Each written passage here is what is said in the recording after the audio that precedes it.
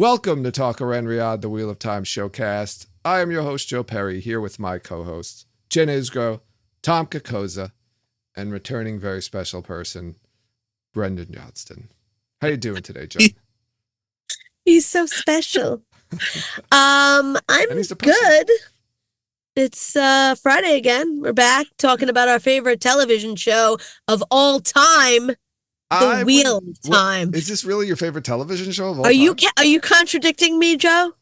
I'm asking you a question. It is not. It is not my favorite television show of all time. But now What you is your favorite? What is your favorite television? What is your favorite television show? You want to know? It's probably between Friends and Law and Order Special Victims Unit, which makes me sound like a crazy person. I was going to say Friends, but I really like that show, and weirdly, it's like a comfort show for me, even though it's sick. Law and Order. That's me. Special Victims Unit. Special Victims Unit. Yeah. I just really love Olivia Benson. What can I say? Yeah. That's what I've been doing. Tom, what's your favorite show? I know it. You know my favorite show of all time? Go ahead, Jen. West Wing? I was going to say Twin Peaks. Yeah, Twin Peaks is my favorite TV show. Although I would say I almost don't consider Twin Peaks a television show. It's like its own thing. And if my favorite conventional television show is The West Wing. Brendan. So you're both there. How you doing? Good. How are you? Not bad. I hear you're very special, Brendan. You know, sometimes that's nice that you guys got a big chuckle out of it, but that's nice to hear, Joe, and I appreciated it. You're welcome, man. How's it working out for you? So far, good. All right, nice. We're going to be talking about episode 2 of season 2 of The Wheel of Time. This one is entitled Strangers and Friends. I know we didn't say the name of the episode title, right, last week, so I guess... I always forget there's an episode title literally until you say it. I know. I forgot about it last week, too. So it was when I was watching this week's episode that I was like, oh, yeah. Title to the episode, Strangers and Friends, directed by Thomas Napper, written by Catherine B. McKenna. The episode opens. Rand is dreaming. Sure does. It's okay. I'm going to just go right into this. I have a question now because this time when I watched it, right, it seems like it's a dream sequence, but then when it cuts back to Rand, we don't get that typical, like, you know, waking up out of bed in a cold sweat. He's standing by a window looking out it. So is this really a dream or is he having some sort of vision is my question, because I've never seen that where a dream sequence cuts to somebody like already awake, not in bed. Well, Rand's got a lot going on. So. Maybe they're just trying to like confuse you at first. But it's just like he already got up and walked to the window. Yeah, I hear what you're saying. I do think that is a dream sequence because I think that, just honestly, because I feel like we talked about this a little bit last week, that the last time on Wheel of Time really set up a lot of things thematically for season 2. And I think that the opening scene here between the dream and what happens directly afterwards sets up a lot of themes for season 2 as well, with dreams in the world of dreams, and then, you know, with the threat of impending insanity that Rand's in. I think it's covered by Celine asking if he's had nightmares again. What is he? I don't remember what his response is to that. I have to go to work, I believe is what he says. I have to go to work. So maybe they weren't nightmares. Maybe they were awake mares. Could have gone with daymares. No, it wasn't daytime though, was it? Yes, but awake and night are not related terms. No. But just because it's daytime just doesn't mean you're not very well awake. You won this round, Johnston. Am I? I don't know. It was just odd to me, right? Usually in TV shows or movies, when there's a dream sequence and then it cuts back, it's the person's like in bed waking. You actually see the person wake up. How many times does that happen in real life when you like? In season 1, it happens a bunch of times. I know, so maybe they're trying to make it not happen here. I think Rand has I was half joking when I said Rand's got a lot going on, but like, in addition to having a lot going on in his life, Rand is like like a superhuman reincarnation of another superhuman who had magical dream powers. It's not like you and me having a bad dream. It's true. That's true. Definitely is. And I don't think we'd have dreams like that. I've never had dreams like that before. That's for sure. No. No, neither have I. Certainly not about killing all my friends. No. Never. Let's move on. Most of whom are here. Anyway. So now we're looking back at this scene now, Celine, right? Who the woman that Rand's been having an affair with, I guess you could say. We know now that she's Lanfear. Tom, Jen, and I knew she was Lanfear the whole time. Brendan, going back to it now, do you have any different feelings about the Celine at the beginning of this or in this episode than you did when you first watched it? Well, when we first watched it, I remember briefly allowing for the possibility that Celine was simply not real. That's right. I remember. Oh, nice. Yeah. But yeah, I mean, now that I know the what's actually going on, that element obviously is gone. But she was always kind of, and we find this out, especially it becomes very explicit later in the episode. She was never very good for Rand, no matter what her whole deal was. So, yeah. In fact, I have this is jumping ahead a little bit, but I have a note here that says Celine and Rand's relationship is so deeply and obviously unhealthy that it's almost a relief when she turns out to be a demon. It's the opposite of like what most shows and movies do. It's like having that perfect person, and then you find out they're a demon. Yeah. Like, oh, okay. So I thought she was just fucked up. Oh, this is much better. So she is fucked up. So. Well, yeah. But really, there's a good explanation for it. Yeah. But Rand does go to work, right? Rand has a job. Hey, did you guys notice the woman when Rand goes through the gate that looks at him and he looks back at? They kind of smirk at each other. Oh. I did see. Yeah, I noticed him. I noticed a little like unspoken exchange between him and somebody in the crowd. She was dressed after he got his fantasy tortilla from somebody. Yes. Right when he goes through the gate, he sees the guard hand that angry looking. Oh yeah. Who scowls at him. Yeah. He walks through the gate after that, and then there's a young woman who walks by and looks at him and smiles, and he smiles back. And she's dressed almost exactly like Moraine dresses when she goes back to Kyrian with like that blue skirt and white top. And she has a quinceañera, whatever the hell it's called on too. It's not called a quinceañera. You were right the first time. I noticed, which I never noticed before, like the couple like move over to the other side of the road to get away from him. Oh, I didn't notice that. Because like he shouldn't, he's not rich. Yeah. And I didn't see the other thing. And the guy that gives him a dirty look, like the first time I'm watching it, especially with the scene afterwards, I'm like, oh, this guy probably also fought in the Aiel War. He's old, he's scarred up.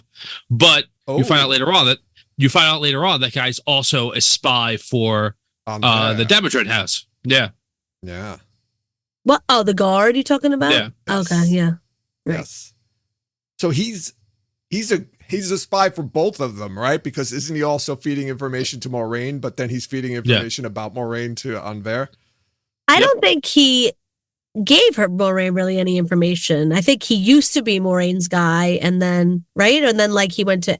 I guess when she goes to question him, he doesn't really give her much. We'll have to wait till that episode, I think. And then Anver is like, I took over all your eyes and ears. Yeah. Yeah, and then the voices again at the very end.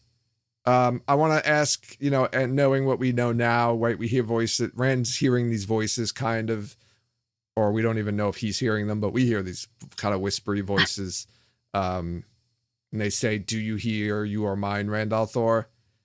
Any new thoughts on who those voices could be? I think we talked about this without you, Brendan, on the original episode. Because I think it's Lanfear, because it sounds like there's a female voice mixed in there. I think it's her. It's not her voice, but it's not it doesn't sound like Ishii's voice either. It's just a random. What I want to go back and check, because I haven't listened to his voice in a while, is my thought this time is that it's Luz Theron's voice. It sounded like a woman's voice, like layered over. There's a woman's voice in there. There's multiple voices, first of all. There's not just one. Did it sound like Gilbert Gottfried? No. It's not the dark one then. Okay, all right. The Mandred. You're a mine, Randall Thor. So, all right, cold open ranking. Let's do this every episode, right? We'll rank cold open. So is this cold open better than the first episode's cold open? No. I already forgot what the first episode's cold open is. It's the God help the Dark Friend Social. No, this is not better than that. So far, this is barely a cold open. Yeah, this is like the next scene of the this is like the next scene of episode 1. It is like if this had been a show, like if the show had been on real TV in a different era of TV, this would have been the 2-hour season finale, season premiere. Mm-hmm. And this just would have been this just would have been what happened at 9:00. Yeah. Fair enough. All right, I'm gonna. Yeah. Oh, go ahead. Nope. I will say that this was right after the cold open was the first. I don't know, maybe it was right after the credits. Either way, was the first ad, which was a hard cut to a Dean Winters Mayhem insurance commercial. Oh wow! I definitely have different ads. It was such a like an abrupt, jarring cut that I saw Dean Winters and had the momentary thought, is he in this fucking show? What? No, okay, awesome. No. He's just Dean Winters, also on Law and Order SVU. Yes, he was on Law and Order SVU. You know what? I watched this. I watched the episode on my computer, and there were no commercials. No, I had commercials, but my first commercial didn't come in until like 20 minutes. Unless I didn't notice them this time because there weren't as many. I don't remember any, so I guess it wasn't as jarring. Blocks. Okay. I don't remember seeing Dean Winters though, although I see him all the time now. I feel like he's on every commercial. Before I was watching something and I got this ad for the lacrosse, like college lacrosse championship in Philadelphia, 4 times in a row. It just played the commercial 4 times in a row. That's awesome. Fucking Hulu. Or no, was it Hulu? Oh yeah, we get that on Hulu Max. Sometimes. Yeah, I think it might have been Max. I can't remember. Anyway, commercials on Max. Wow. No, all right. No, it couldn't have been Max because I have the ad-free version. No, there is an ad version. In case the folks listening at home couldn't tell, this episode's not as good as the first episode of the season. No, yes, it is. I'm going to start off with Maureen and Lan. Let's talk a little bit about their journey through this episode. So it starts off with Varen basically saying, "Oh, you're going to go to the White Tower, huh?" And Maureen's like, "Yeah," and Varen's like, or something like that. Varen's like, "I know you can't go already." Like there's this like exchange where Varen kind of tests her. So she says, "Are you going to the tower?" Or we're going to go to the tower with you or whatever. And then Maureen's like, "I've been exiled from the tower." Yeah, that's right. And Varen's like, "I know."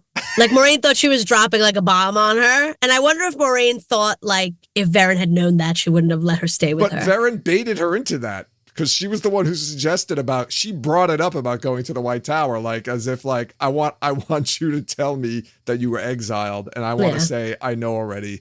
But they're still going to the tower. I know. It's I felt weird. I felt like she was being a dick about it though, Varen.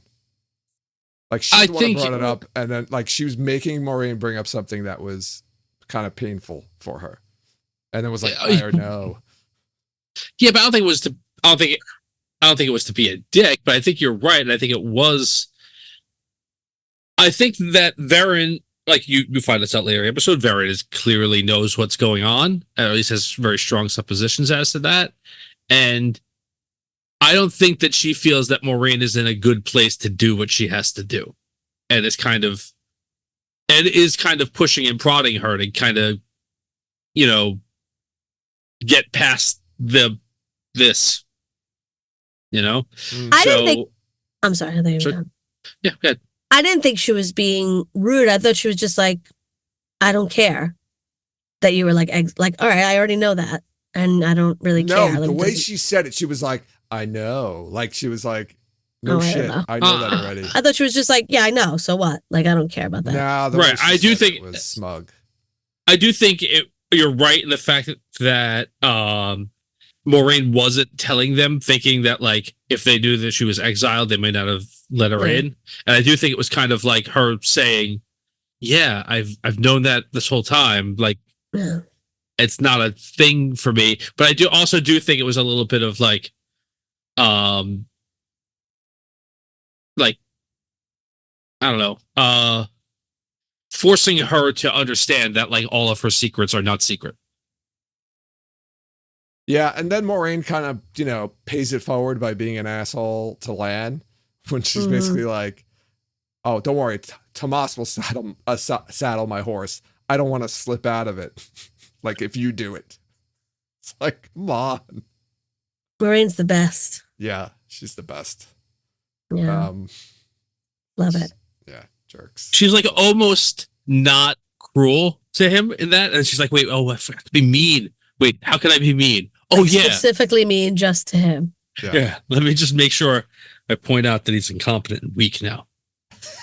It's this whole running thing through the whole episode was I don't remember how I felt about it the first time I watched it, but it was easily my worst part, or easily my least enjoyed part of the episode. Mm-hmm. Just because I felt like every scene was the same. It's the and same nothing with and episode nothing 1. happened. It's the same with episode 1 too. I feel Yeah, like but at least first two in episode 1, she like swindled a pirate, and there were some monsters in it. that's true. This is just like they're camping and being shitty to each other, and then they split up. Well, something happened. I mean, she found out that Varen knew about the Dragon Reborn, and then you find out. Then you hear the story of how they met. That's like an important book thing that people like. Varen and Adelius are writing a screenplay called History of the World. So I don't think it's exactly what it is. Part 3. We found that out. We also get confirmation that there were 3 fades. I forgot about that. Yes, I wrote that down too. Oh, okay. I did see that one. I missed that. Totally forgot about that. 3 fades. I did kind of. Like I said, I kind of checked out of this one. It just wasn't. It wasn't grabbing me for whatever reason. Gotcha. It just felt very repetitive, and it was a lot of setup, and not that much happens. There's a confrontation between Moraine and Varen, where Moraine's ready to shiv her. So Moraine, good. So Moraine Damage have to knife a bitch. Yeah, that's what she was saying. We get some prophecies that we now know were fulfilled later on in the season, right? Varen mentions about going to the White Tower because there's some books in there that have information, prophecies. She mentions, and she says what all the prophecies are. Battle in the sky. You still need the books. Yeah. You just said them all. Yeah, here are all the prophecies. Well, there's more details. Yeah. In case we don't find out by the end of the season. And we get the story about how Moraine and Lan met, where you kind of get like, oh, they had a little moment there. And then at the end, she's like, no, I'm going to basically sell you into slavery to Alana. So, yeah. I'm going to donate you to slavery. What a way to go. Yeah. You find out that Alana cares more about Moraine than she does about Nynaeve because she leaves. Oh, the most powerful channeler the tower has seen in 1,000 years. Yeah, yes. she does. I do like. I forgot that this happened. That by episode 2, someone's already making fun of that fact. Yes. Oh, yeah. Right.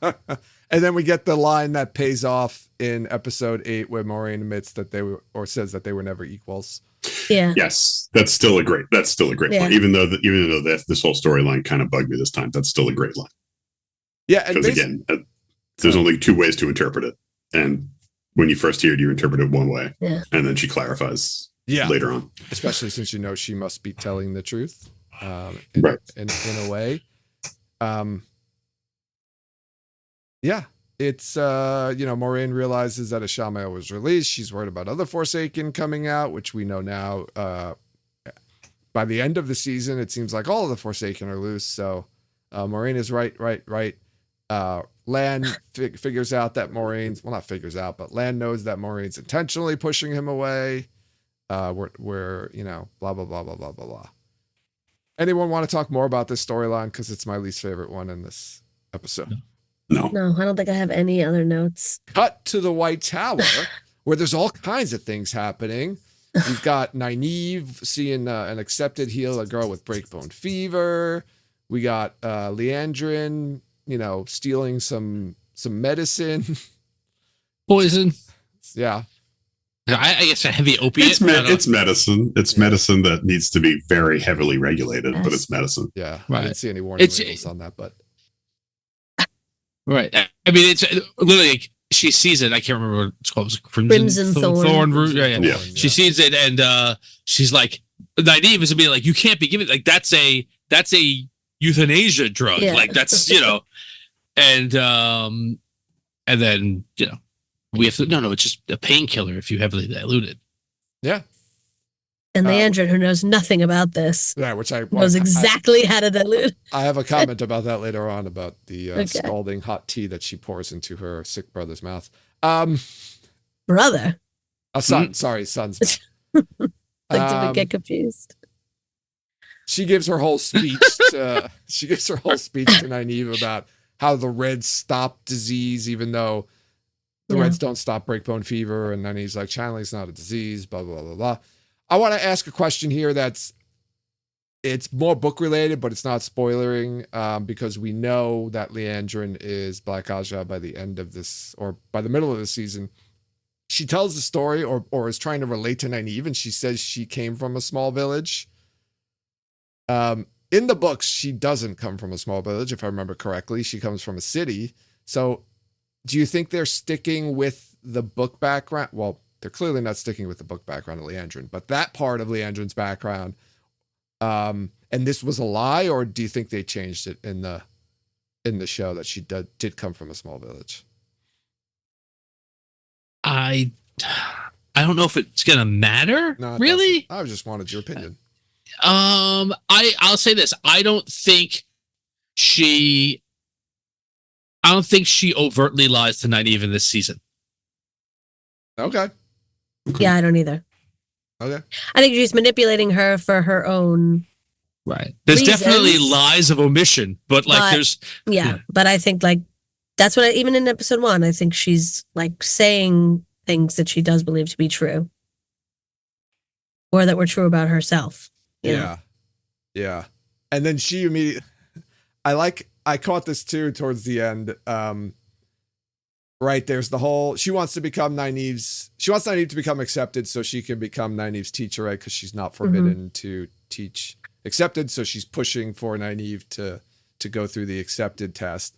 And then after that whole incident, when Nynaeve follows her brothers at the end, when she goes to retrieve Nynaeve to take her to the accepted test, she says that she wishes she could take it back, but things have already gone in motion. So she doesn't want Nynaeve to go through the accepted test. I did not realize that. I didn't catch that the first time around. Oh yeah. Which I thought was kind of funny. It was almost like we're not friends anymore. I found I think I must have missed that the first time around, because I found the idea that she's not allowed to train novices, but she is allowed to train accepted, just like Phantom Menace Jedi Order levels of stupid bureaucracy. She outright killed one kid, but she can deal with the slightly older kids. It's fine. She hasn't accepted yet. So. She never killed an accepted yet, so right. They don't have any grounds to keep her from that. It's all right. Also, it's definitely a huge step in the progression towards becoming an Aes Sedai. Like, a lot of novices don't. Well, not a lot. I don't remember what the percentage is, but there's these definitely novices who don't make it to accepted. Okay, but also the show kind of makes it seem like Nynaeve has been just at the tower dicking around for 6 months. It does. She's not ready in any way to be an accepted. But if she does the test and makes it through, she's like, all right, then you're good. I think you're spot on, Brendan, with the fact that it is like Jedi Order levels of bureaucratic, these are the rules. We have to follow the rules. There was a tower meeting in the hall about it that we didn't see, Oh yeah, that was referred to. Alana didn't go to because she left, so there was one less person, and it was like all Leandrin's people and Shiriam. So like, who else even? I mean, there's a lot of other people there, but like, if she convinced a bunch of people, what? I said, really? Yes, there's a ton of other people, Joe. Them, but... All the colors of the rainbow. But yeah, so obviously she got enough people on her side to have this happen. And then she regretted it immediately. And then immediately regretted her decision. I have a question about her son's bedroom.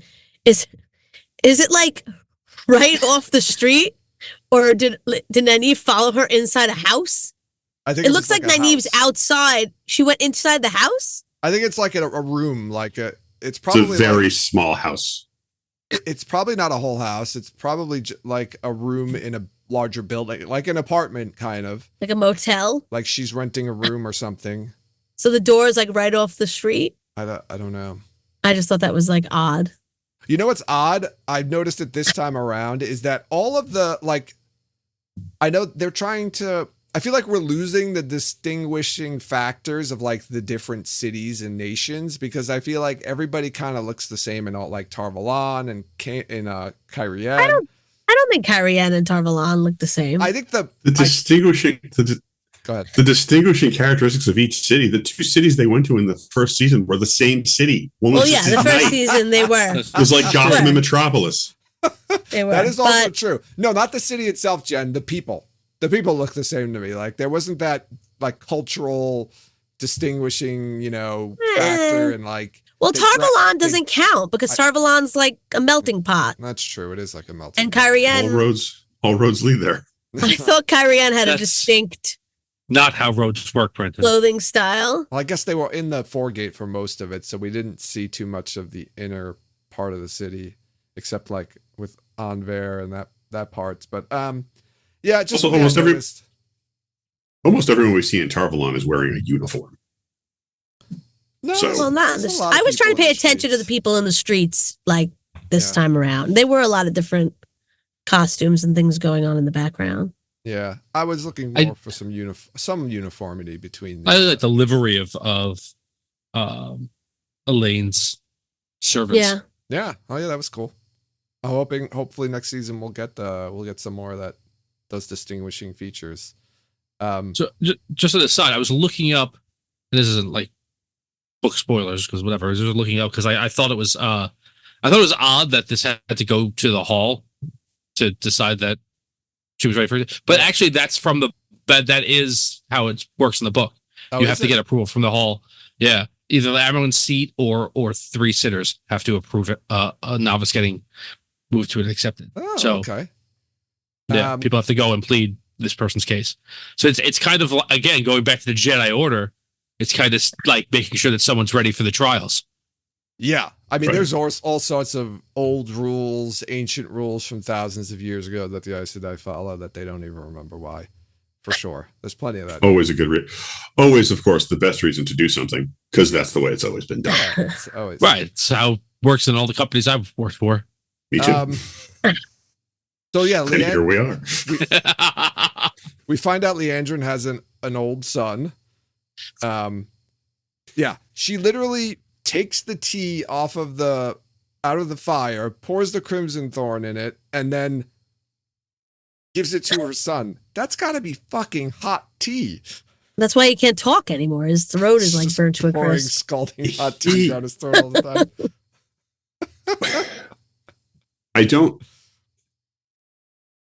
Was she trying to kill him? I don't think so. And when Nynaeve showed up, she like. I don't think so. Okay. Because she says, "Oh my boy," she like changed her plan. She says, "Like I didn't know I was leaving you in pain." So it sounds like she's been giving him Crimson Thorn for a while, and she thought it was easing his pain, but it really. Oh, okay. All right. I misunderstood that. And then she left, I guess, thinking like he would sleep that night, and then he wasn't because it wasn't helping him. I'm just thinking of this now. In episode 1, she's like telling Nynaeve, you don't have to learn how to fight because you have the power, and then she just smacks Nynaeve across the face with her hand. She can't. she can't use I guess the power against her technically, but she can because right, but she wouldn't be. Yeah, right. Yes. I understand what you're saying, but it's just funny. Yeah, Aes Sedai wouldn't be able to do that. Yeah, but I think I read it. It's true, but I read that more as Jen's kind of hypocrisy of her too. Yeah, just like well, also was she?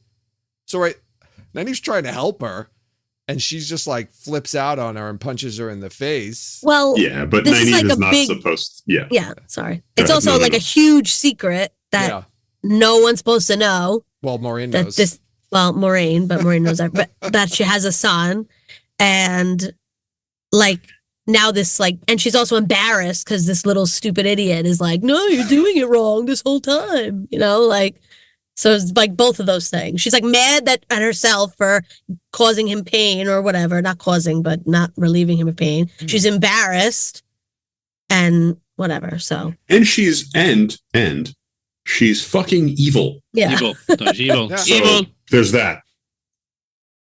That's true. Also, like they leave during the day, and Nynaeve comes out of the secret passage during the day, which I also think is a bad secret passage because it's like a fake window. It's not like the wall slides out. It's like, don't people know that this is like not the outside of the building right here? But whatever. Yeah. So she comes out in the daytime, and then it cuts back, and Leandrin's in like a cloak and a hood, and it's nighttime. Yeah. So is that like a different day, or it's the same day, right? It's Same day. Yeah, It's a just big weird. city. It's weird. Yeah. but- Yeah, it's supposed to be a big city. Yeah, I guess I you're think supposed to that's- believe she that. bought a. It's like walking from Battery Park to Yankee Stadium. It's going to take you a while. All right. She might not have been taking a direct route because she wants to make sure people aren't following her. So, which And Nynaeve doesn't really know where she's going, so it probably took her a while. Yeah. Okay. There you go. We've explained it. All right. Good. Move on. Yeah. I get it, Jen. It is weird. They leave it, daytime. I'm surprised that Joe's not like questioning the location of There's no the house. There's The North no- Harbor. It's in North Harbor. We do know So that. where's Tarvalon? We Is also- Tarvalon the south? Center. It's the You mean center. the White Okay. Tower. What did I say? Tarvalon. Tarvalon. Yeah, I meant the Totally. White Tower. It's all Tarvalon. But if you That's notice, perverse. there's that overhead shot, and it kind of pans over the northern part of the city, right at the beginning of that scene. So, Yeah. That's a long walk, I guess. Sure, it's probably a couple hours, maybe an hour and a half, 2 hours. Sun drops fast. Anyway, Egwene has a new neighbor. We meet a new character who I quickly fall in love with. I mean, Elaine, the daughter heir of Andor. I want to jump in here before we get too far. I didn't watch with subtitles the first time. Oh yeah.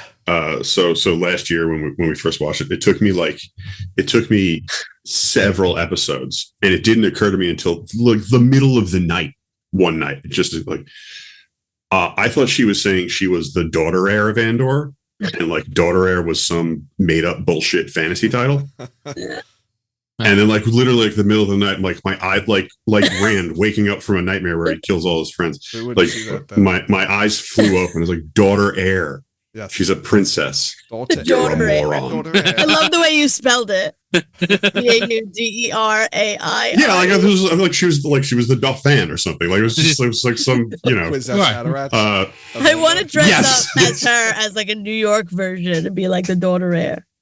But no one will get it. So today I happened to have the subtitles, and I was like, yeah, there you go. That's what it is. Should have done that the first time. Lesson learned. I think it's weird that she assumes Egwene knows who she is before she says who she is. Maybe I guess from she's- like the Camelin stuff. Yeah, I But think everywhere she's been in her life, everyone's known who she was. But like, how do they know what she looks like? That's what 'Cause it's not like- you're right, Jen. The only reason Well- I would know if you said who it I'm was Elaine because Tricand, you they might be show up like, with, oh, a whole big entourage of people, and it's known ahead of time that they're coming, and they're well, wearing. not to like- Egwene, no, Well, I'm saying yeah, but that's the only way someone would know, right? Unless they've met her before, right? Yeah, because you never met her, so it's not like her pictures on the internet or something. It's Yeah. like you would know Elaine Tricand is the daughter of Andor, maybe, but you wouldn't know what she looks Well, like. that's how much she's Well- involved in her Well, own self. Right, right. Also, Egwene does not like, and we've saw something that has always sort of struck me about this show or the setting is that like they really don't get into the purely political elements of it that much. Like there's not a lot about borders or nations or like I think from what you guys have told me, they never even say the name of the planet, which is fine. But like there's a lot about nations and borders. Oh, all right. There's a lot about that stuff. Get into it. Yeah, there hasn't been in the show, yeah. but like it until literally the princess of the country Egwene is from shows up. It did not occur to me that Egwene came from a country. Well, Like, she doesn't think she does, and it doesn't appear that it ever occurred to her. Well, that's from the books. In the Two Rivers, they don't know that they're part of Andor. They're like so and far Andor really west doesn't mess on the with western them. edge, Yeah. and like nobody from Mandor really goes out there. Like they make a comment that like a tax collector hasn't been to the Two Rivers in like I don't know generations. Oh wow. Okay. Yeah, so, like the queen in the books. Okay, the queen in the books makes mention that she did visit that region as a child once, but like apparently in secret because nobody knew who she. Like nobody knows who she is. Yeah, they don't think of themselves as part of a nation, and like that, I think that is kind of due to, as Varen said, like the world's still broken, right? Like the countries are failing, right? Things are not like no country I think is particularly strong. Andor. Well, it's the strongest of the strongest. It is in the beginning. It's the strongest, but it has as you know, whatever. It has regions of its land that the people don't even know that they're part of. So like, I think that's an intentional thing. I do think, I think that's a good. Like we talked about this a lot the first time, but her first two scenes in the series like do such a great job of like sketching her character out. In you know, she's very rich, very self-centered, but also very friendly and very nice, and then like noble and will take a beating for somebody, you know. Yeah, you get her little bit of wisdom with telling Egwene that she's jealous. Yeah, and Egwene's like, I'm not jealous, and she's like, sister, I'm the daughter of Andor. I know what jealousy is. With her homemade moonshine. Interesting little characteristic of her. I liked her. I liked Elaine. I liked everything. I'm not a big Elaine fan from the books, but I really like the character in the show. So I hope they continue on with such a great job. We get a lot of the Egwene talking about how she's basically jealous of Nynaeve. Or Egwene. But I don't think anybody here has any sympathy for her. The whole bit of the whole Egwene hears, Nynaeve hears half of a conversation through a doorway, and it recontextualizes all of her behavior, and she overreacts to it. It's just like, ugh, really? We're not past that happening in any show. Like, no, it's just such a horrible cliche. Yeah. It is. That's all. Yeah. I don't even know if Nynaeve would walk away from that door in the book if she heard her say that. I feel like she would bust in. Yeah, she probably would. It's just like I know you guys have said that they age the characters up for the show. Like in the books, they're much younger. Not really. But a lot. They don't. I thought like the only people they age up are Egwene and I guess Elaine. Like the rest of them are the same ages, but they mature. They mature them up. They're much more like Rand's innocent babes, and Elaine and Egwene and Rand aren't having sex in the books. Like that's Rand's the same age-ish, but he's just much more of an adult right away, like already. All right. My point being, not in this scene. Right. Right. Yeah. That's right. True. No, this is very immature. This is very high school. Yeah. Yeah. It's not just high school. It's very high school on TV. Yeah. Well, it's on TV. And I guess you could say the White Tower is kind of like high school. So, and then, right. So I think not my high school. we Because finish girls up there. the kind of Aes Sedai stuff. Well, this part of the Aes Sedai stuff with Nynaeve getting summoned to take her accepted test. Yeah, I wish there were more Aes Sedai down there in that room. Yeah, we know. Yeah, I'm gonna say that. I'm gonna say it next episode too when we actually In see the every accepted room. test. I wish We there kind was of today in every room. we glossed over the scene where Alana and her warders meet with Sheriam. Oh, that's right. Yeah. I have a note. Oh no, characters we know are talking in this scene instead of color-coded extras we'll never see again. We're gonna see those people again, Brendan. I'm telling you. Okay. Not What all was of the them. name? They mentioned her warder's name too, right? Because she said, "Oh, where?" All something? I don't remember what that. Alinar. Sir not appearing in this scene or any scenes. Probably I don't not remember on what this. that guy's name is. Alriver? Yeah, we get that Alrivar? whole- Something like that. Yeah, we get this whole like, my warders are staying here kind of shit. I don't know. Whatever. There is one other part going on in the tower that I do want to talk about. Okay. Poor old Matt. Matt. Oh well, yeah, of course. So Poor old Matt. I know you guys think that he was like playing Leandrin a little bit with a little extra sadness in episode 1, but I feel like this scene is like so different from that scene that they added that scene in afterwards. I think this was his first scene, and I feel like they added that scene in. I don't know. I hate that first scene with him. What? He's like sitting there crying. Then he's so different in this scene, and he's being like sarcastic to her, like bantering to her, and like, I don't know, like that's Matt. Letter, it could be the letter bringing that on, and it's the anniversary of the attack at Winter Night. Winter Night, and he misses his sisters, and like I know, but like, I don't know. It is a big difference, though, Jen. I agree.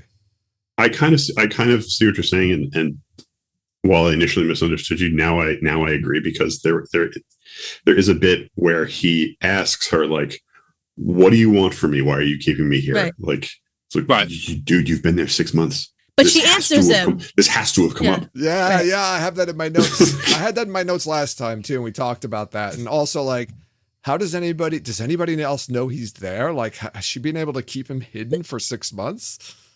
Also, he asks her last week or whatever, episode 1, why are you keeping me here? And she doesn't really answer him. And then he asks her again this week, and she answers him, which is like for us to know why he's there. Oh yeah, that's for because us, he right? must know. So it's almost like why would he ask her and then ask her again? She doesn't answer him the first. Like, it's just, I don't know. It feels like a shoehorned in scene to me. You know what? You convinced me.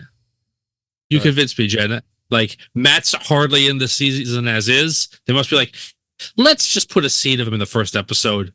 Just like let people just throw it in. Right. Yeah. This works so much better as a first scene. It really does. Yes. It does. And I don't know if it this was... whole lock pantomime is we saw this great scene little bit of business at Comic-Con, and we were all like, okay, this is like Matt's first scene. Yeah. Clearly this is the first scene. Right. Because that is like, he's one way when she's there. She leaves. He's got like everything that she does clocked. It's such a great bit of like, here's a man who's captured but not broken. Right? Yeah. Yeah. All right. Let's just edit out the season, episode 1 bit. Do you think they were like, oh, there's no Rand and no Matt. We have to put like put a scene with Matt. Like, honestly, considering how the last season ended vis-a-vis Matt, they might have felt like we have to get him in the first episode of the show, because anyone who just watched the show and didn't read the books will legitimately not know who he is in the second episode. Yeah, if we I don't. think you're right, and they'll have forgotten about him by then. They probably wrote that in afterwards, after they wrote the other scene, and we're like, all right, let's just put this in here. Yeah, very different tone. I mean, he's been in there 6 months. Does anybody know he's there? And I mean, she lies to him. She's like, oh, it's because we want to make sure the effects of the dagger have worn off. That's not why he's there. But that's what he was supposed to be there for. That's what Moraine asked him to be captured for. That's not why she has him captured. Unfortunately, that's not why he's been there for 6 months. No, but I think sure that's they would have probably figured that part out. concern. And why is it like, I don't know, did Moraine tell her or? Well, She Moraine sends says a The word Red to the Aja. red, to the Reds. So Yeah. maybe he's in the Red Aja quarters, and that's why and the Red know about him, and that's why. Well, the Red nobody else knows captured about him. Min also, she says, a Well, she red says that a likes to red, drink. and I But think so that's the not- red. it's Yeah. Leandrin. I think she's It's talking. Leandrin. I Like, don't you think that's Leandrin? yes, this whole thing's a honeypot. Like, Matt's only Oh, in you're right. I there. forgot. You're right. You did. You're She right. It's a lie. knows, It's a right? lie. Everything's a lie. She made Min's it up. there to get Matt to follow You're right. I forgot evil about that. orders. Yeah. Well, it's not until this scene though where she sees that Matt stabs or kills Rand that then, right? Don't the orders kind of change because she tell? Oh, later on she tells Shamael, right, or something, or who does she tell about it? Leandrin. Is it? That doesn't happen until way later. Yeah. It's way later. Uh-huh. Okay. That's at least 2 episodes off. Okay. So yeah, Matt meets. Yeah, they have the drink together. We get the vision of Matt stabbing Rand, which we now know how that works out at the end of the season, a little differently than in the image we see there. We don't see Matt hurl his makeshift Ashendarai. So it's like Rand. she doesn't see what happens, but she sees like Matt stabs Rand. And that's Right. like what happens, but not like the way she sees it. Yeah. It's like what she sees happening is going to happen, but not necessarily that way. Yeah, I would Right, imagine. Go ahead, Tom. Right. Okay. So we talked about this a lot before the season came out, not with Brendan, about like how they would, how you would see Min's visions on the show. Because in the books, it's much easier to do it the way they like. I see things, and then sometimes I don't know what they mean. They're just images, and sometimes I do. But sometimes they're images, and she just tries to interpret them. And I guess this is how they're going to do that on the show. Okay. Right? Yeah. Anyone have anything else about Matt and Leandrin that they would like to talk about, or can we move along to the next group of people? We can move along. All right, let's move it along.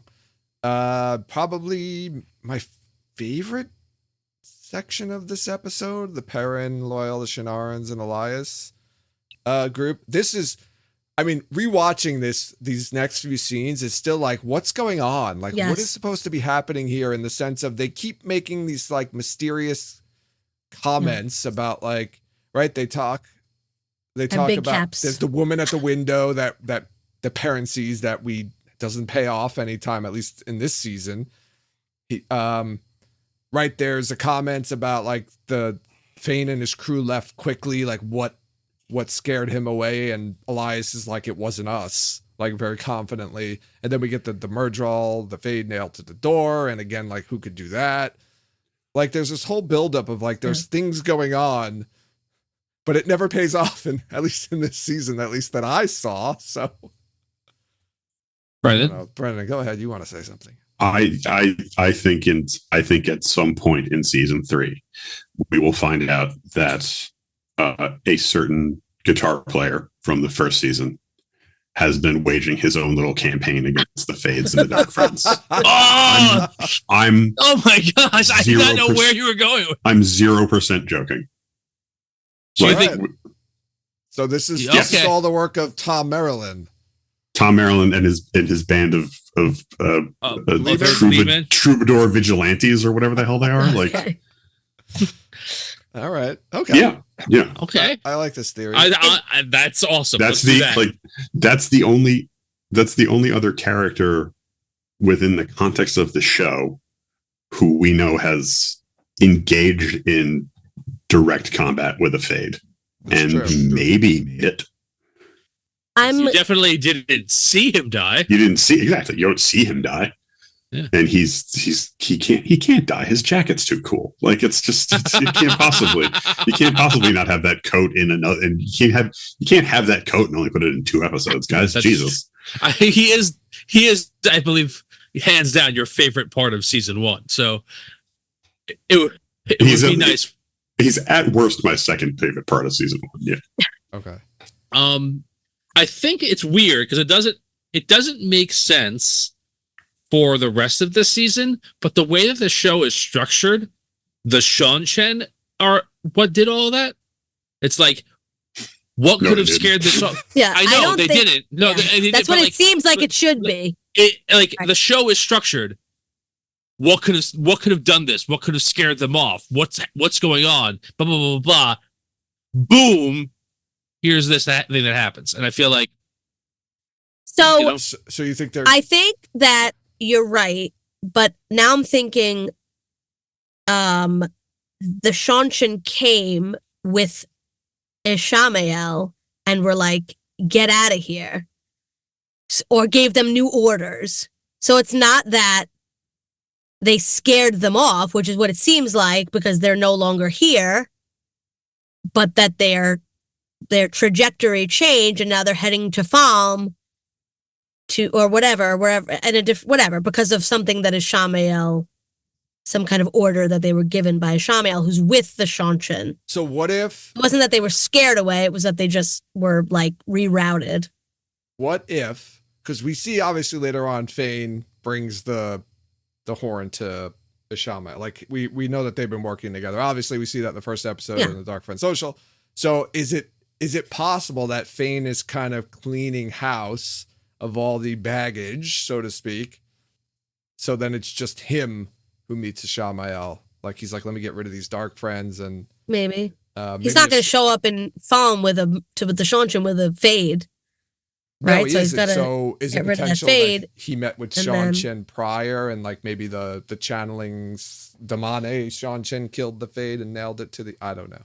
Oh no, I don't think so. I don't know. It's just like weird because it's this whole scene has that tone of like something's going on, like something else is going on, and it never pays off, at least in my mind. So, well, I think it does. It definitely doesn't. If we have to think this hard about it, it's like not good. I don't think it's not clear. It's not supposed to be clear. I know, but like, I don't know. It's a mystery. But it's never brought up again. Like it's in this scene and then it's gone. Like nobody even talks about it again. Yeah. I mean, now we're coming back to they have a finite amount of time. Yeah. They have a total of 8 hours or so to tell the story they want to tell, and sometimes that means leaving a mystery when you only have those 8 hours. Yeah, and we have a finite amount of time too. So I want to move on to, I guess, the best scene in the episode. Right, the group goes to this town. Elias says, "I'm not going and sleeping in there. I like to sleep out under the stars. Those people aren't your pack." Blah blah blah blah blah. They go to sleep. The Shannarans and Perrin. Perrin wakes up, dragged out of his room. These Shanshan people are attacking. Pretty cool. Loyal fucks shit up. Ingtar is fighting with an axe. Perrin punches a bunch of helmets. Yeah, Perrin. Like at least 2 or 3 helmets. The Shanshan continue to be like depicted as very terrifying and oh no, it's the Shanshan, and they continue to absolutely suck. I don't know. Like they win at the end, though, Brendan. They win at the end because they bring in a bunch of chained wizards to blow everybody up. The Shanshan Shoulders roll into town under cover of darkness, outnumbering everybody. They're fighting a guy who they roused out of bed, who's just wearing pajama pants. And the next time we see that outnumbered guy, he's outside still fighting in full armor. Yeah. Like he comes they outside attacked, he got dressed. Yeah. Like, they ambushed him so badly that not only did he kill them all, he got changed. He did. And still managed to go join the fight. If you think about it too, right? They're the only like soldier type people who are really fighting back against the Shanshan, right? These villagers aren't fighting. You never see any. They're all in there like nightgowns and these. And right. Yeah. And there's like 4 of them with weapons. I don't even know why the Shanshan do this. Like, because I mean, they're different from the books, but in the books, they're just like, okay. And even in this, they're like, swear the oaths and like continue to live. Right. So like, why don't you go in? Right. Why don't you go into people's houses with like your swords and just be like, you have to come outside now. Like nobody that lives in the village is going to be no. It's just the fact that there was there I was think it got Shinar and escalated. soldiers here. Yes, I They think that's didn't what know happened. that. But why are you dragging people out of their beds? Just be like, let's go. You're getting up, and we're gonna all go outside now and greet. Just get up. Like you don't have to start punching people. Just and get up. Why? Come on, Like, get up. Come on, guys. I'm gonna paraphrase myself from the Leandrin discussion. They're evil. They're really not, though. No, like they are. They are because of like slavery, but like other than that, they're not like evil. Like they're working not. for the They're dark just side like evil. taking over a country. Well, they're not evil. They're working. Evil. What? Well, Surath is evil. What? Okay. Whatever. We're not going to get into this. Let's move on from that part. They're not. I don't think they're like all evil. Like the whole army's evil. Well, they're the bad guys of this season, but they're not like they don't have to kill all these people. They don't have to start punching and kicking kids and stabbing guys. If they just did what they do at the end when they carry the big palanquin in with the Surath and Ishamael and the soldiers, if they just did that, and they wouldn't have had to fight probably anybody. That's what they should have done. They should have started with that. The Shinarans are probably going to fight if an army sneaks in the middle of the night and says, like, I'm not saying the middle of the night. Over. I'm talking about if literally what happens during the day in the afternoon happened, and forget the whole fight that happened before that. If the Seanchan just came in that way during the day, there wouldn't have been any fight. That'd be weird. That's true. I don't mind them catching people off guard, but like, there's anybody else in that town would have just like got up out of bed and walked. So you're okay. So you're okay with the slavery as long as they're polite about it. No, I'm not okay with the slavery, but I'm saying like they don't just because it sounds like your objection to what the Seanchan does is purely tactical and not moral. No. I'm not talking about the slavery. I'm saying they grew up. I am a little bit talking about slavery is wrong. Let's just put that out there. They grew up like that. They don't think they're evil because that's how they grew up. Doozy. Just like the founding fathers didn't think they were evil. Didn't have to. Right, exactly. Jefferson did not think he was evil. Yeah. No, whatever. So they just didn't have to do that. Did you? Uno was fighting with a giant ball-peen hammer. It looked like I didn't notice that the first time. Oh, I forgot to mention my favorite Seanchan, who doesn't have a name, but when they're walking into the place where they see the woman in the window and all that, and he's behind Perrin like this with like two short swords or something. Shinaran. What did I say? Seanchan? Because I was going to really give it to you. I was really going to give it to you about now having a favorite Seanchan. Oh, exactly. Who's your favorite? Seanchan? No, my favorite Seanchan is the demonic girl with the blonde hair who points the people out. But anyway, so he has like the two swords like this. And who's your favorite Confederate general? I don't know. Okay. Can't think of one. So yeah, the fight ends. They all lose. Right. The channeling slaves come out and basically blow everybody away, literally. And then it's morning all of a sudden, and the palanquin rolls in with. It's not all of a sudden they got knocked out. I know. Time passes.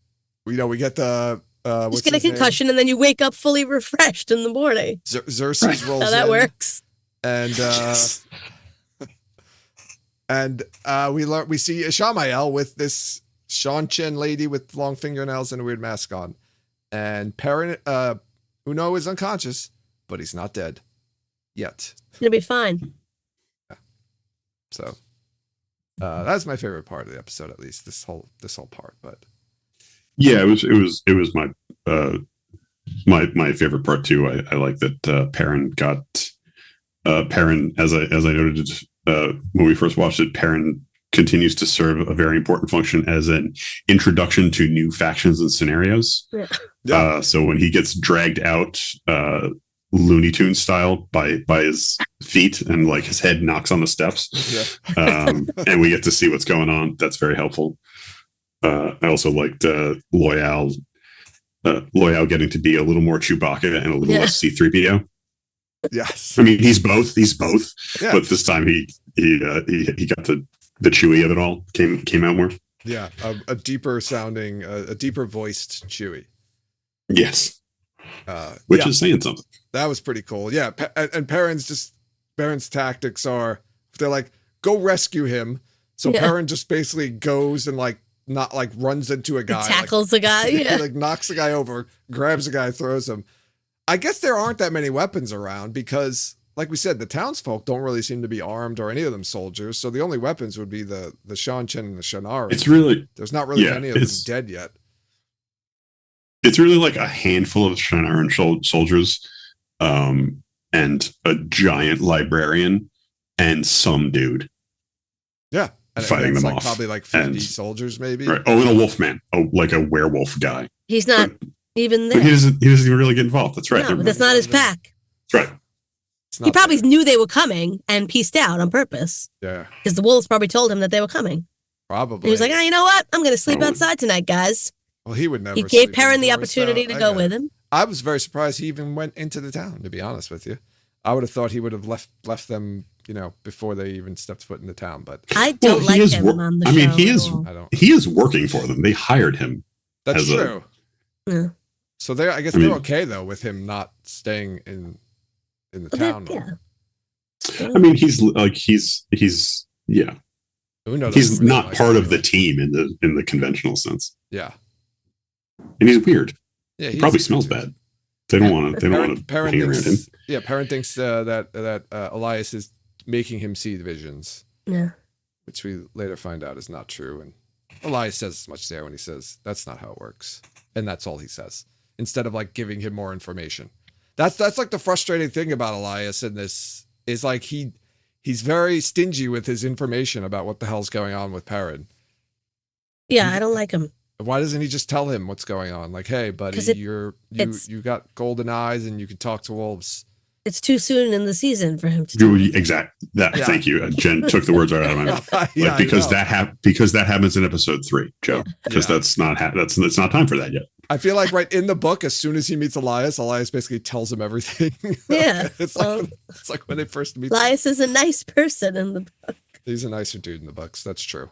I agree with that. Nicer Wolfman. He's a nicer Wolfman, a much nicer Wolfman. Anything else about the Perrin Shannarans story? I think it's very funny that I think Uno's focus on Padden Fane is very funny.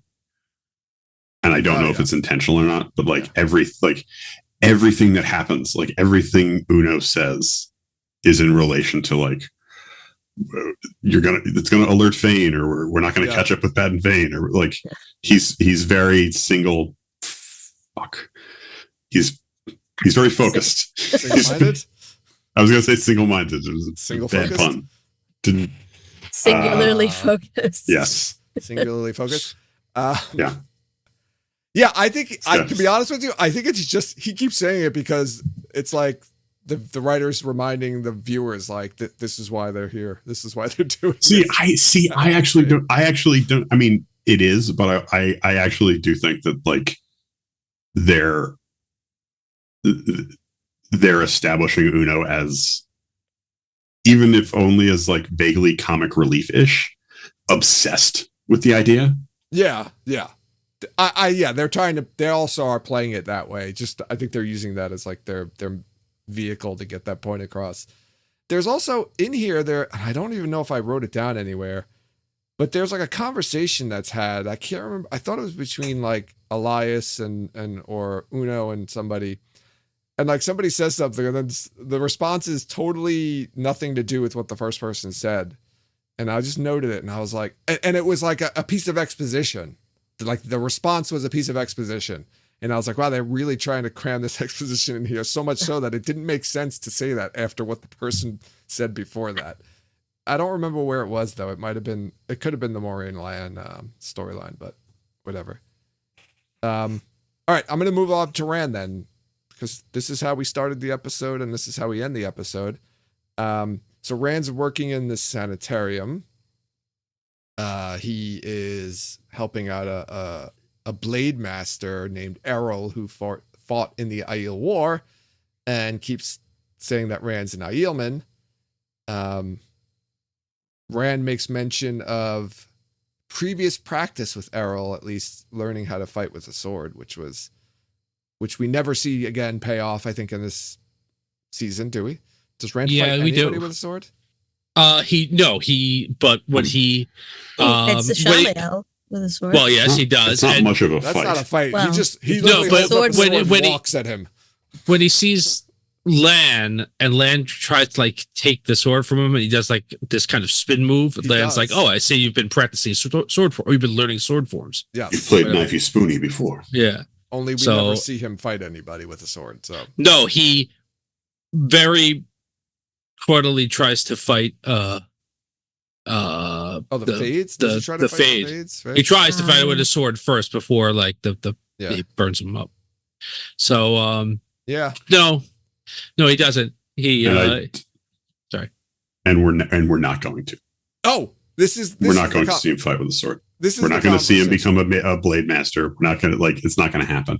You don't think so? He's a magic Iron Man now. Like he's not going to be where this is jumping ahead 6 weeks. The sword melts. Like the sword's gone. That's like, true.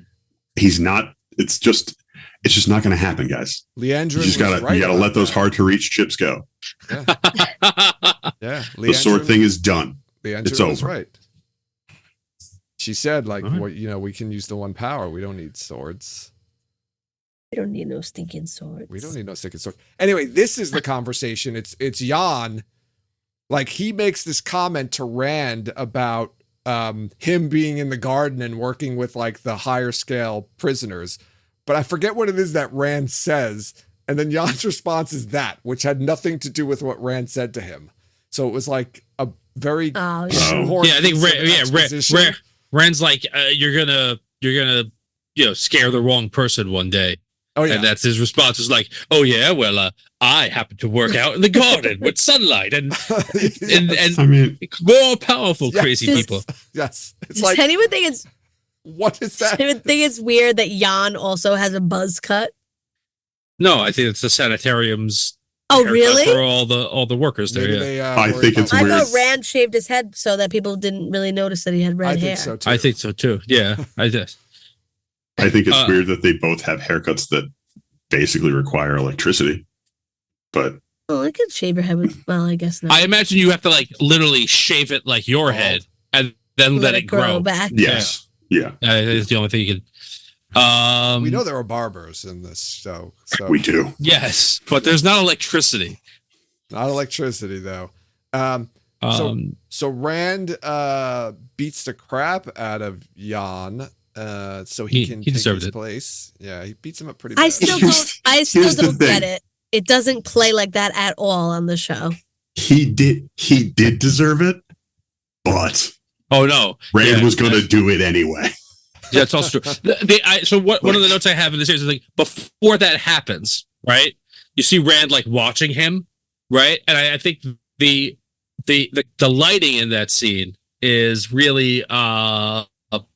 like foreshadowing. I'm going to say like there. when you see Rand, he is lit all in red with fire behind him, and like it's letting you know like I feel like it's visually letting you know this is like the power that's within him, right? I think red becomes a color that I mean even later in the season when he gets his fancy red jacket, and I feel like that's like a and his flaming hair and like fire, and this is all part of the dragon, and I feel like this is right. This is the dark side of the dragon making an appearance. That's a great name. Yeah. Album name for It is. Dark Side of the Dragon. Well done. Hammer and the Fins. The Hammer and the Fins first album. Dark Side of the Dragon. Yeah. When he's beating the shit out of Yann, like there are those voices back telling him to kill him. Yes. Yeah, and he has his magic flares up. Like he's not entirely in control of himself. He has a flare But up. but he's also not entirely out of control of himself. And even if that guy wasn't a dick, Ram's going to beat the shit out of him to take his job. So here's a connection I made, right? Mhm. We hear the voices again, which potentially could be Lanfear. But do you notice, right, the scene, I think right after this, when him and Lanfear sleep together again, and they have that horrible conversation, not horrible in the sense of like it's bad TV, horrible in the sense of like they're like this pretty pathetic and horrible reasons they're together. There's the part where he has like his hand behind her and she looks over and she like plays with it and notices like the blood and the bruises on his hands and just continues on with her conversation, like doesn't stop a breath. Well, in the she conversation. sees. Well, no. She sees them before. She sees them before. Sorry, Joe. Does she? She's kissing them before they start doing it. Oh, okay. That's when she's like, when people need to be alone, or say they want to be alone. She knows that he did this, like she was watching him beat the crap out of Yann because of the voices Probably. and because of like the way she's acting afterwards. She knows he beat somebody up. Well, I know that, but you don't come home with your. What I'm saying is, do you think she was like kind of following him or spying on him? Probably. Yeah, I don't know.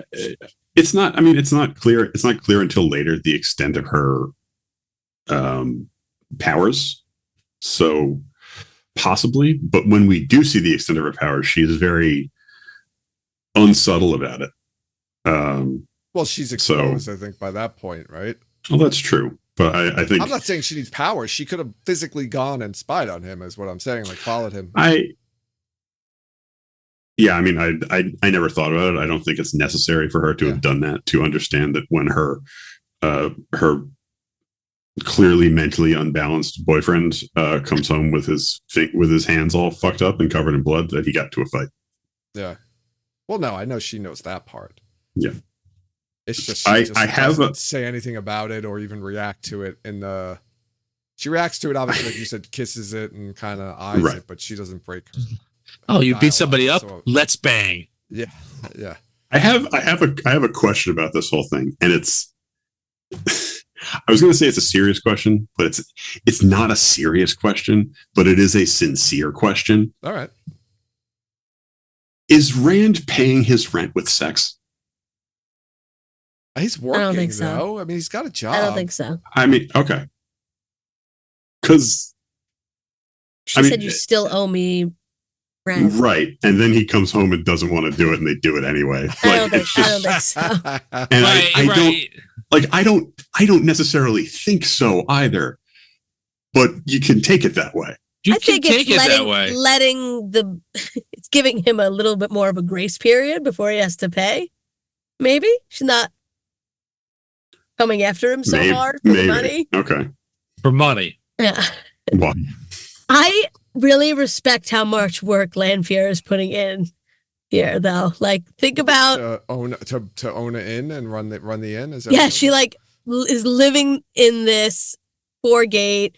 Like, somehow becomes the manager of an inn, probably kills the innkeeper, and has to deal with this kid and make him fall. Like, I don't know. Well, that part. Well, she knows he's loose there. She's in love with him, but yeah, she's putting the work in, and you gotta admire her for that because he's loose therein, and she's just obsessed. But I don't know if she's like in love with. I think she's trying to shape him into the person that she will be in love with. But I don't know if she's technically in love with this kid right now. Well, she does. Right, they have that. She's working on it. She's like putting in so much work to mold him and shape him to be Luce Theron, which is who she loves, because she knows he has the potential to be that. But right now, I don't know. She's not like in love with Rand. Is what I'm saying. She's obsessed. No, she says. I'm with you to remember. You're helping me remember somebody I love, and she's helping him forget somebody he loves. But my understanding, and obviously my understanding is the least of the four of us. As far as I understand it, he is almost literally actually Luce Theron, just again. Yeah, he's that guy reborn. He's the soul. Person. They lived a completely different life, right? And he's got the same soul as Luce Theron. Right. So, if Luce Theron lived Rand al'Thor's life, but they're not the same person. They are, but they're not. They're, you know what I mean. They have the opportunity. Their personalities are different. Because of their lives and their backgrounds, they can do different decisions on things, right? Yeah. So, he's not living the same life necessarily. Luce Theron didn't start out on a farm, or maybe he did. I don't know. Whatever. But right. He started out on a rocket ship. He's on a rocket ship farm. There's a rocket ship farm. And it farmed rockets. Grew right out of the ground. Boy, the Age of Legends was great. Rocket when you could just plant rocket seeds. Just put a seed and a rocket shoots Rockets right out. Rock. You know what else? Rocket Seeds. Also a good name for an album. It is. Wait, can I just say one more thing about this? When she's like, about rocket seeds, yes. No. When she's like, who do you think of when you're with me? It's just like, so I can kill her. Like, tell me, give me her name. Like, just tell me her name. Just tell me who it is. Yeah, That's definitely. funny. Definitely. Yeah, but Lanfear. I'm team. I think I'm team Lanfear. And then we Wow, you're on a roll tonight, buddy. so Tom missed my Tom, you slavery missed covers. you missed My you missed support Jen, of slavery. you missed Jen disagreeing with me that the Shaunchin are evil. Yikes. she tried to put aside the slavery. I tried. And It's hard. It's a hard thing to put aside. It is a hard thing to put aside. Was Thomas Jefferson evil for owning? Anyway, we're Yes. past that. We're past that. You can't judge people. Lawful neutral the at past best. by Anyway. the standards of the present. Okay. So Rand gets Yann's job. He goes. We learned that this was a whole ploy. Yann's job. I'm sorry. Just one more thing. One more thing about poor Yann.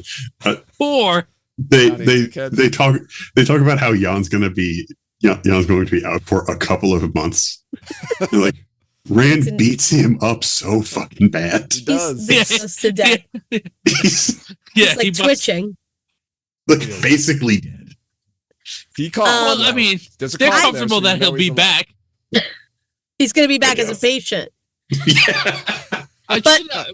One other thing about the sanitarium there, right? Early scene, Rand's like, I'll try and sneak my sword in again so we can practice some more forms. Just, Rand's a good guy. He's giving money to the poor. He's friends with other, Helping sneaking a sword into a crazy house. Probably not the smartest of decisions. Just going to throw that out there. Well, you Well, he's underestimate. good. He's good, not smart. That's also true. Yeah. Yeah. I don't see any hint of this plan throughout the whole episode. Maybe we're not supposed to. No, he I- does. He does. He does. He What's the eyes hint? Yann when Yann actually Yep. goes out, and goes out to the garden. He's eyeing him Yeah. giving Which I him- didn't notice the first time. Yeah, but I just thought it's just I don't like this guy. He's an asshole. No, he's watching him because he's I want to get out into that garden, and I've been thinking about that garden, and I want to beat this and guy I up know anyway. who's out in the garden. He knows who's Right. out there. It's a happy coincidence that this guy who I have to beat up is also kind of a shithead. Yeah, that And was so- Yann's that was to make us believe that Rand isn't a terrible person. If they made it a nice guy, Rand just beats he's got little kids with him, and Rand just beats the crap out of him With the kids. while the kids are there. They watch. No, picks the kid up. Just starts beating the beats him guy. with the kid. Yeah. He Yann- definitely looks out and watches Yann go out into the. And there's a look. Yeah. he's when right before he beats up Yann, he's hanging out with his friends, and then a girl comes over, and then Yann just leaves. It's weird. Yeah, it was weird. It's he was gonna walk away with her, Yeah, and then he just totally- left her. he's totally flirting with this girl, and then he's just all right, guys, I'm going. Have a good time. And then I don't know where he's going. I guess he's going home. Seemed like he was having a lot of fun though. So Just calling it a night. yep. Did you catch the last line of the episode? Now, going back and watching it, where Rand says, "I have a feeling you and I have a lot more in common." And knowing now that we know Logain already knows who he is, it's kind of funny because Rand's trying to be all coy and smart about it, and Logain's I know who the fuck you are. Remember that thing that we were positive was just in someone's imagination? No, it really happened. Don't bring it up again because We'll I'm going to talk fight about it it. tooth and nail. I don't We'll care. talk about Doing it that next again. episode. I don't care. We'll talk about it But- next episode. So, That's my cave camp. yeah, it's just funny now. I- Logain is yeah, we definitely do have a lot more in common. Not more than I think, though. More than you think. Good. I like the ending.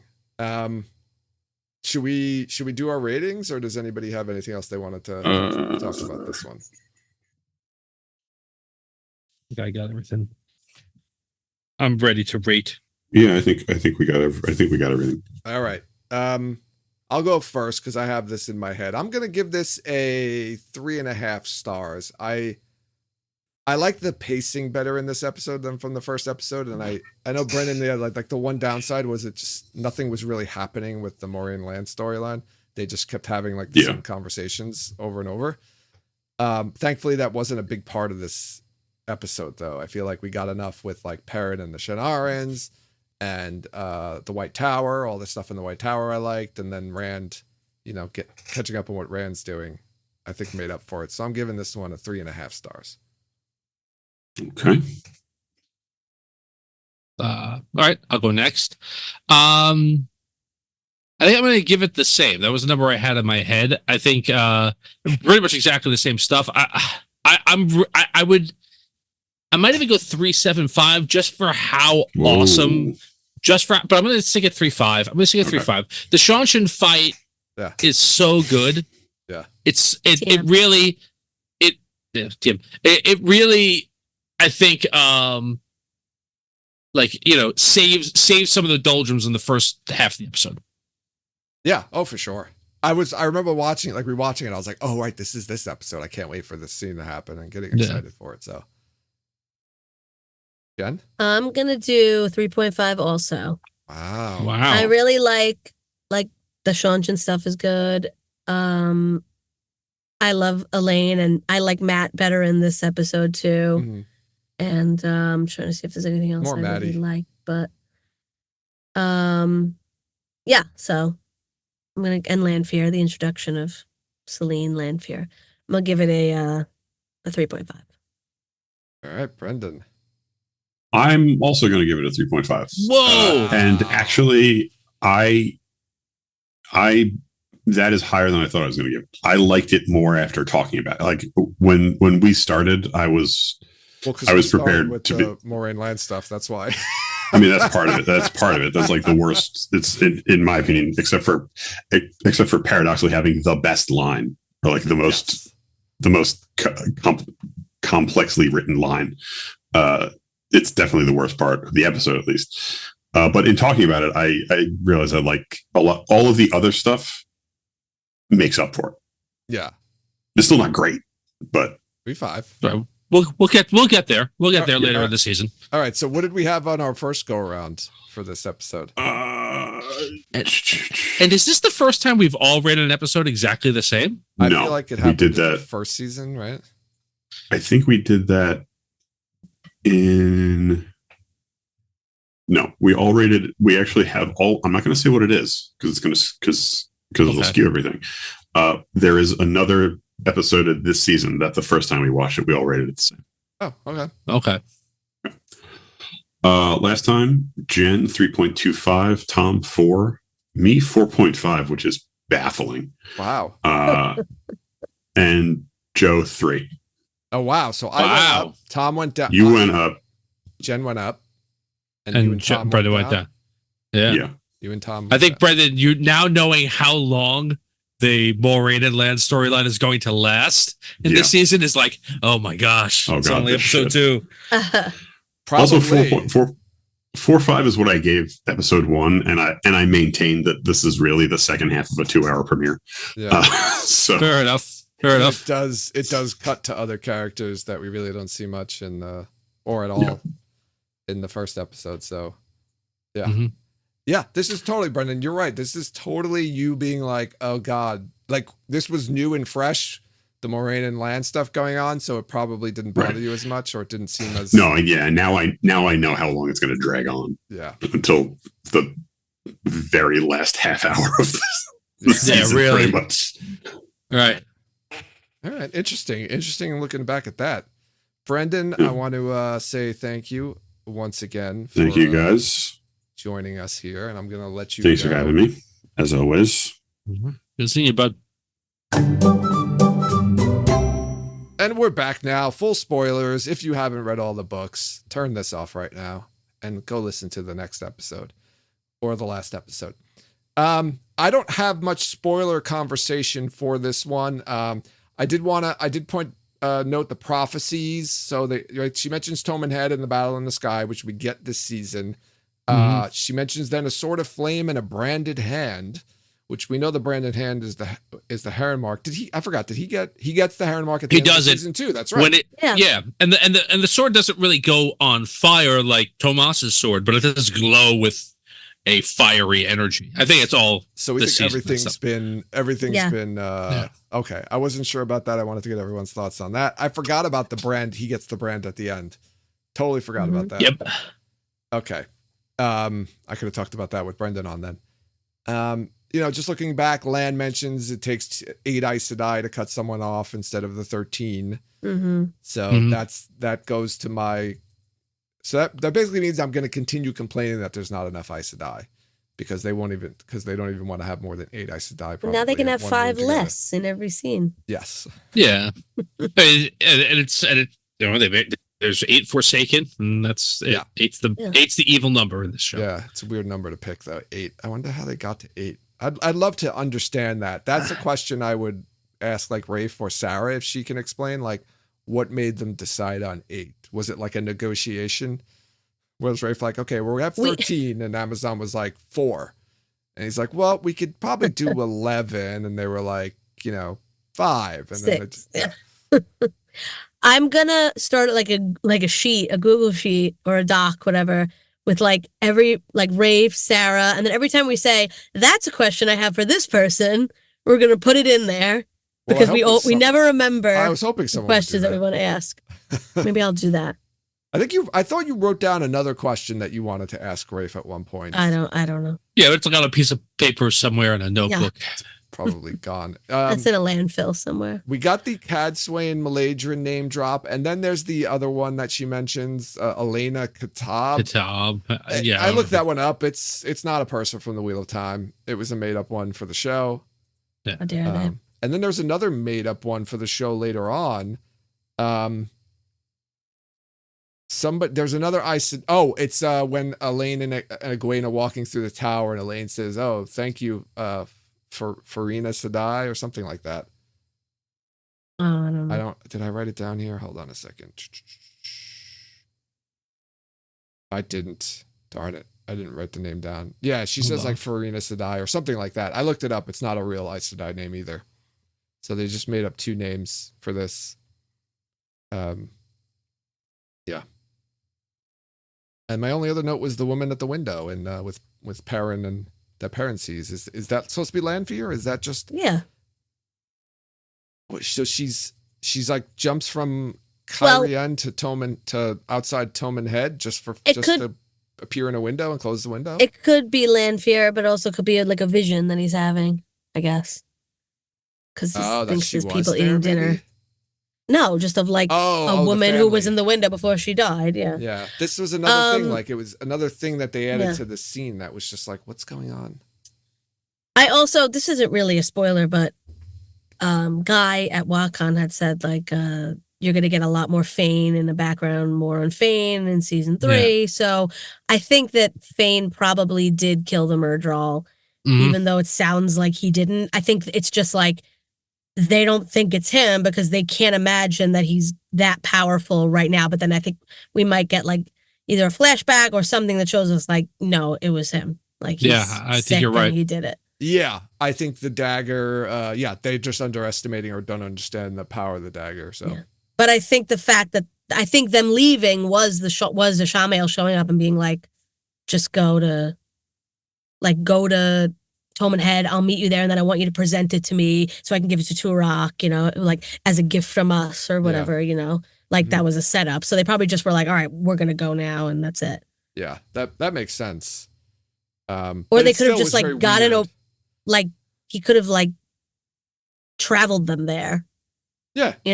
So they're like, oh my God, they're gone. Like they ran away. They're not even in the vicinity anymore. Maybe they just were like magicked over there. I feel like if that were the case, Elias would say something to the effect that like, this is it. They're gone. Their scent stops here. I don't know where they went. Like that would have happened. I guess they did take a gateway. Maybe. But I mean, I don't know. They all get back, like the Shan-Chen, Sora, the Shamael, they go back right in that wagon to Tolman Head. So, I mean, Fane could have just went back by foot or horseback or whatever and gotten back there in plenty of time to be there. So it's not like he needed to travel. All right, whatever. That's all I'm saying. Doesn't matter. I guess. Yeah. That's the only spoiler stuff I had. Not even really. Yeah, I didn't have, nor I. Yeah, I didn't really have anything. Yeah. So then we're done talking about this episode. I guess so. Do we have to be done? We don't have to be done. I feel bad because in the Danny Mullen in chat is saying like when he's hearing the rewatch, he thinks everything is terrible. We don't think the show is terrible. We're just like nitpicking it. Like to the I don't think the show 1000th degree. Like I like the show. I do. I think some of the decisions they made are just like mind-boggling to me though, and I think that's what bothers me. Like I'm just not sure why they made some of the decisions they did. Yeah, well, I think we hear from all of our friends or that have worked in this business. Like these decisions are made. Usually when you can't figure out any kind of logistical reason for something, it's a money decision. Like it costs too much money to do it the way it is done in the books, so we're doing it this way. It's cheaper. Yeah, if it's not that, it's an adaptation decision. It's hey, we're gonna be in Carrion for 7 episodes. Or it's like a suggestion by the Amazon, Prime saying like, oh, what if and there's only so many things you can say no to. This in it. Yeah, like Perrin, it should be Bear Brothers. Yeah. Like that. Can you think about like how stupid that would have been? And like that could have been something they gave in on. No, but like that was a legitimate suggestion from somebody. So like think about, sometimes they might have to just be like, all right, you know what, we'll give them, X, Y, and Z, and we'll put our foot down on A, B, and C or whatever. And then it's not like Rafe can just do whatever he wants and make it exactly the way he wants. So that we have to. Well, then maybe we need to blame those executives for making some decisions. I think that we do. I'm sure some of it is that, but not very loudly. Not very loudly. No, not on the internet, on YouTube where they could see it. Like you don't want to like go outside their houses with signs? Well, no, I definitely don't want to do that. Okay. Because I don't know where they live. Maybe we'll just say it on a podcast. How's that? Maybe we can ask Geeky Ari to tell us where they live. Because she probably knows. That's creep. Let's not do that. She's like, oh, you need to get you inside. Yeah. Yeah, that's all. And this season by far has probably the most questionable decisions in it. So far. I mean, I'm kind of, some of it just makes me smile because it's so bizarre, but I kind of like it. And some of them I'm just like, why are you doing this?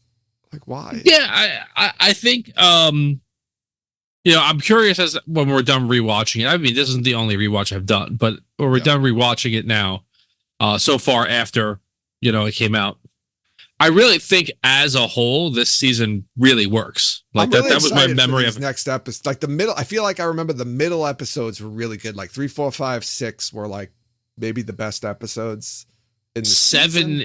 7 is right.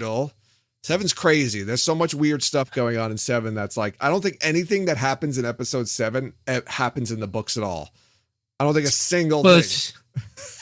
Wait, is 6 the one where? Wait, is 6 the one where where Egwene's?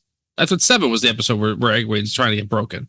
That's 6. 6. It's 6. Damone's episode 6. Right. I think. Okay.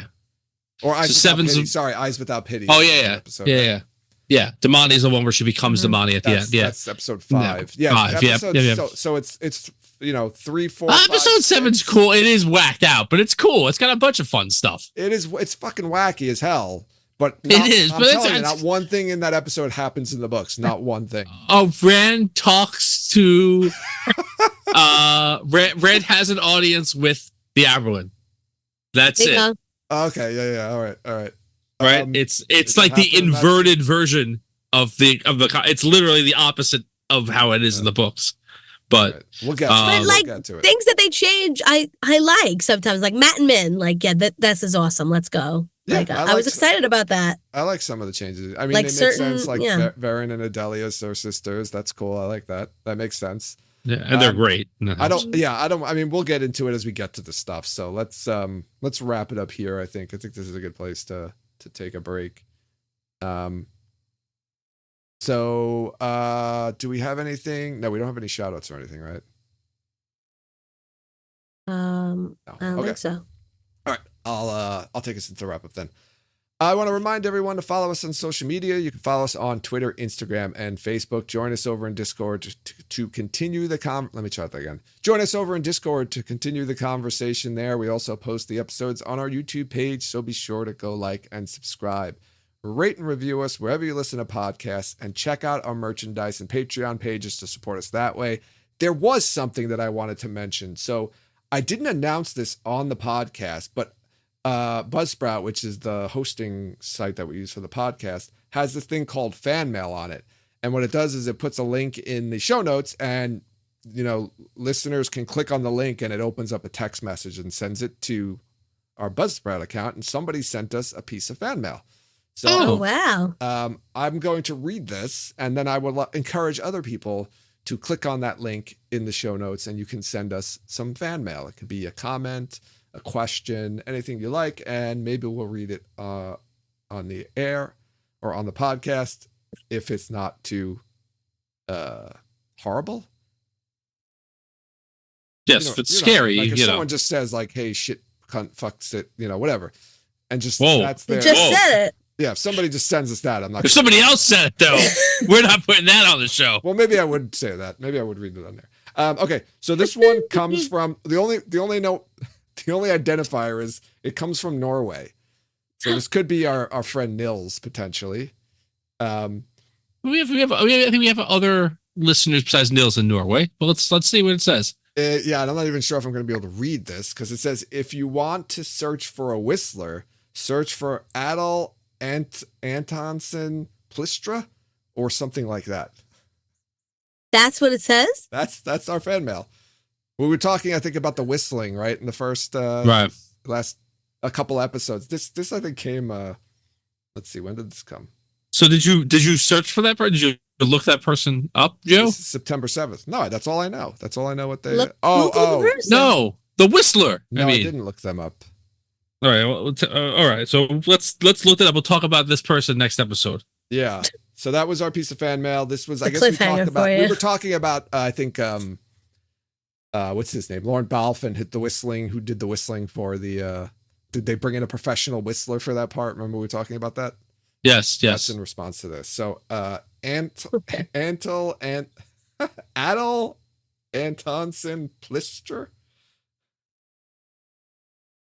Who's letting Joe pronounce things again? Give me a spelling on that, Joe. I don't think it's spelled right because most of the words in here aren't spelled right. Adel, A-T-L-E. Yeah. Anton, A-N-T-O-N-S-E-N. Antonsen. Plistra, P-L-Y-S-T-R-E. And I'm going to end the episode. Thanks, everyone, for listening. And you'll hear us next time.